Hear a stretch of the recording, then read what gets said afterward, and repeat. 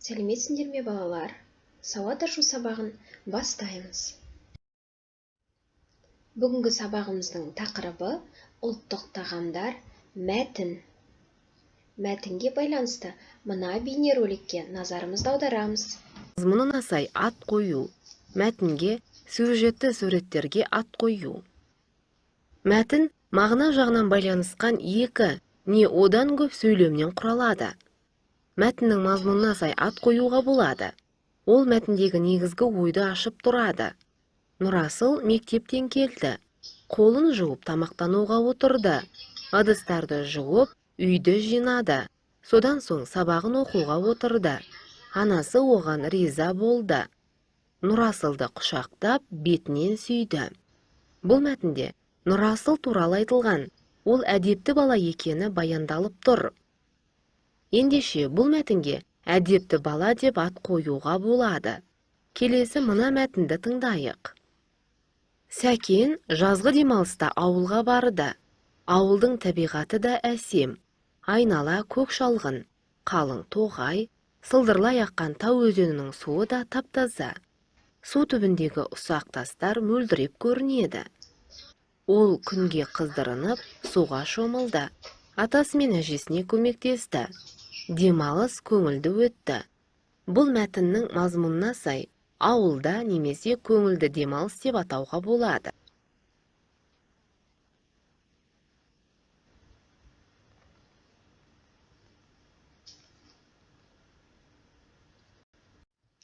Яғни балалар мәтіннің мазмұнына сай ат қоюға болады.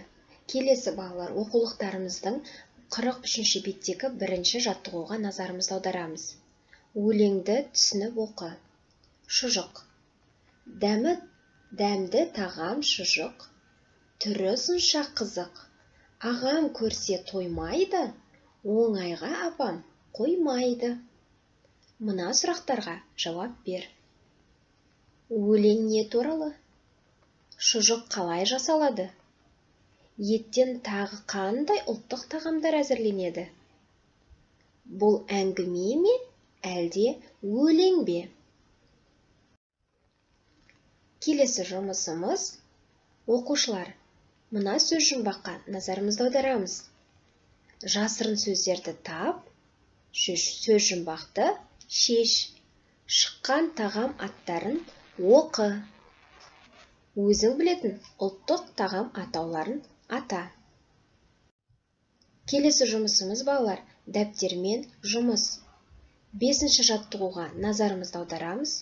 Ребусты шешіп, шешуіндегі сөзге мәтін құрастырамыз. Біріншіден, ребусты шешеміз. Шыққан сөзді оқимыз.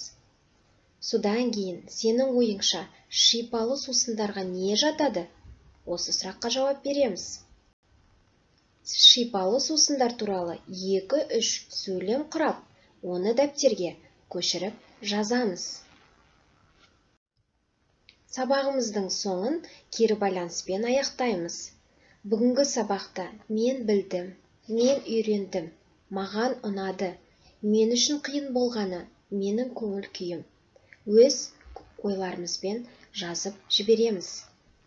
Үй тапсырмасы 4-ші жаттығу 44-ші бетте. Сау болыңдар.